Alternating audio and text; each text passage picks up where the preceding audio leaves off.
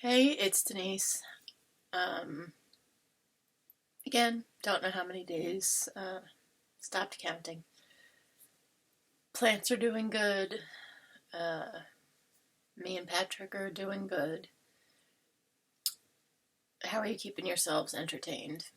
I find that sometimes it's the small things. I had the last time I went out to Dollar Tree. It was Dollar Tree, Family Dollar, Dollar Tree. I think it was Dollar General. That's that's the one that's near my house. Who doesn't want a pen that looks like you know squid tentacles or squid octopus? I don't know.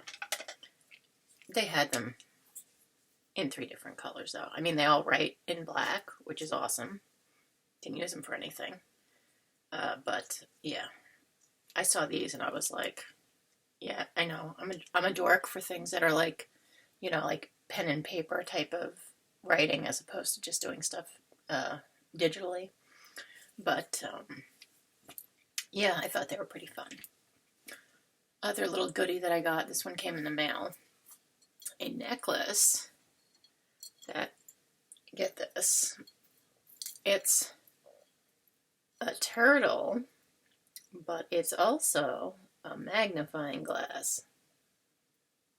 For someone like myself who has to pull out the granny glasses to in the supermarket all the time to see if there's MSG in anything that I'm thinking about purchasing, I can just have this around my neck.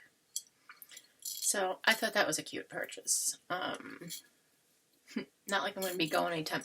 If you're wondering what this weirdness is that you're seeing on my arm, I had to put a bandage on. Nothing major. Now I've got this black tape stuff. You can see like the area is already looking better. I can't get the gooey stuff, the adhesive from the tape is covering, is sticking. It doesn't want to come off. I've eaten almost this entire box of cookies. I never even heard of this brand of cookies. Sal, thank you. They look like such a great variety, right? Look how different they all look. It's the most amazing thing. They taste the same. Obviously, there's a textural difference with the pink and brown wafer cookie type ones, but I don't know how they managed to make them all pretty much taste exactly the same. There's a vague taste of maybe like there's some coconut in there, is the best way I can think to describe it.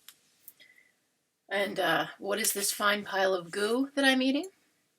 This would be the last of the leftover chicken pot pie, which Patrick gets tired of leftovers. Like, you're lucky if you get him to eat it, once as a leftover. So I think it's like, he feels like he's done his duty once he has actually, okay, you made it yesterday, and now today I had it for lunch. Like, he's done with it. So me and my little stomach are we're working on this. The other thing, there's no shame in my game. I was eating this right out of the package, but that's only because I know. And I got it on sale. Peach cobbler. Can't beat that. I like peach cobbler. Patrick doesn't. That's the only reason I'm being like, forget being home in the pajamas and stuff.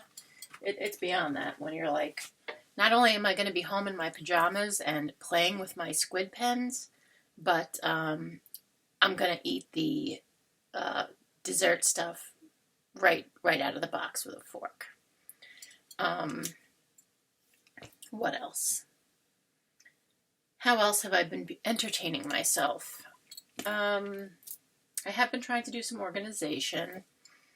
My town decided that now, during a pandemic, was a time to go door to door and stick notices reminding people that it's time to update dog licenses. So figure the sense of that. right? Making a valued town employee. And I say that knowing I live in the sticks. I live in a very small town. I know the animal control person for our town. She lives down the street. Um, to me, the thought that they would risk her health, making her go like to people's houses for non-urgent matters. My dog is going to be 15 this summer. He is never off a leash.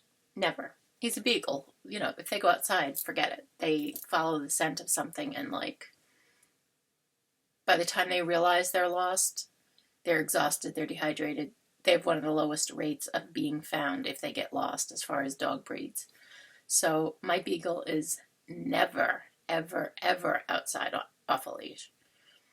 And I felt like to make this person, risk her life going to people's houses so the town can get their $5. Yes, $5 licensing fee.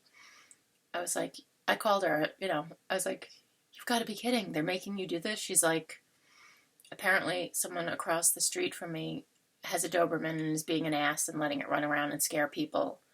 So she had to come to everyone in the area, and this ass apparently has the same landlord as I do. And because of that, we all now are getting harassed with, it's time to up your license on your dog right now. Now, when I lived in civilization, yes, I always had my dog licensed. Since I've lived here, I've never known anyone to have their dog licensed. And I'm not saying that's right. I'm just saying it kind of is just how it is. You live in the middle of nowhere. There are great vets. When my dog was sick, he got great care. They get do his routine care. When he was sick, they took good care of him. But, he hasn't had a license the whole time we've been here, and we've been here for 7 years. Now, during a pandemic, though, it's important for her to be doing this. And again, I'm not blaming her.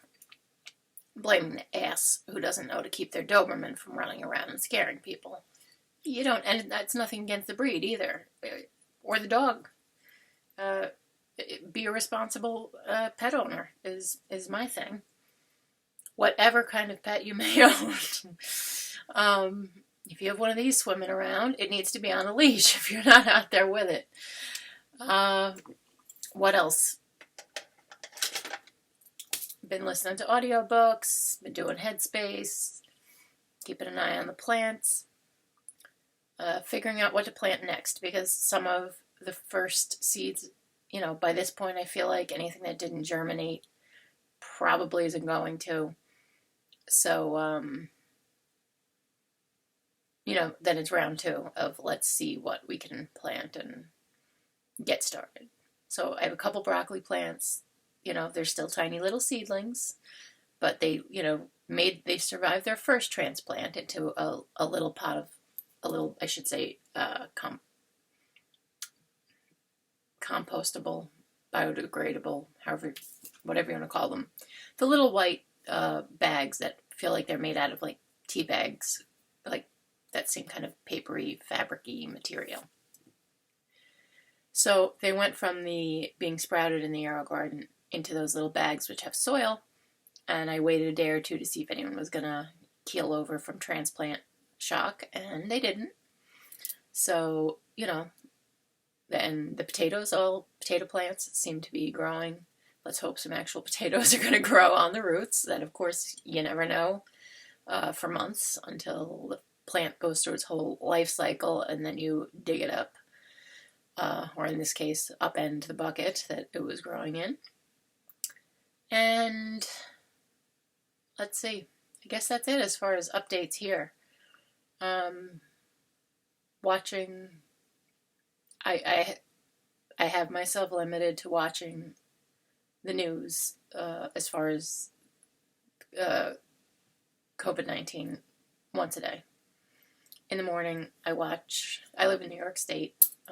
If this is your first time to my channel, welcome. Subscribe, like, share, do all those things.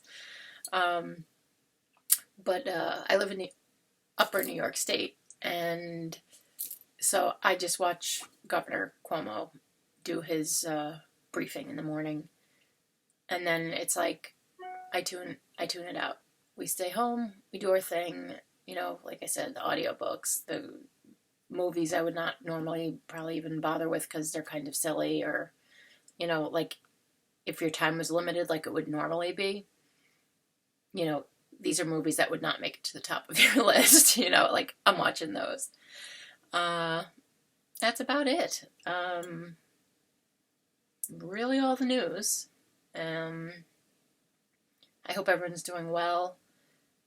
As New York is starting to, we believe, start to see a leveling, the last few days have been just below 800 people a day dying in New York State, mostly in New York City, which is like unfathomable.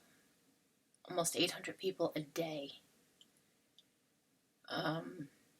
But yesterday was the first day that the number was actually lower. It was like 772 as opposed to 778 the day before. It was the first day it was lower. And as the governor likes to call us, we are New York tough. Which he then goes on to a whole speech about New York smart and New York loving and New York whatever. All of our fabulous qualities as New Yorkers. But just, a reminder to everybody, the numbers are coming down because we are all starting to take it seriously and have been for the last few weeks at least, hopefully. If, most of it's been at least a month, at least for us it has been, that we've been in the house pretty much. Safe at home, as we say, not stuck at home. And this is no time to get lax. It's no time to feel like, oh, it's getting better. I can start going over to see people, or I can. If we start doing that, the numbers are just going to start going right back up. So, as much as we all, are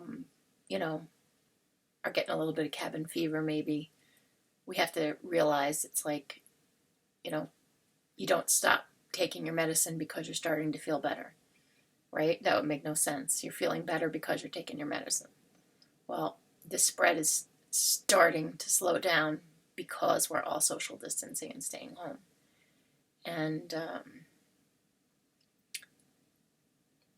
we have to keep at it. As much as it might be driving us nuts, we have to keep at it. And we have to find ways to keep each other's spirits up.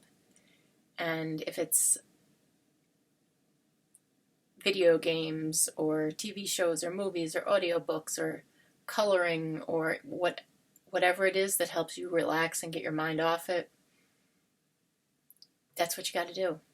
And I hope you're well, and I will be talking to everyone again soon, and I'll be giving you an update within the next couple days.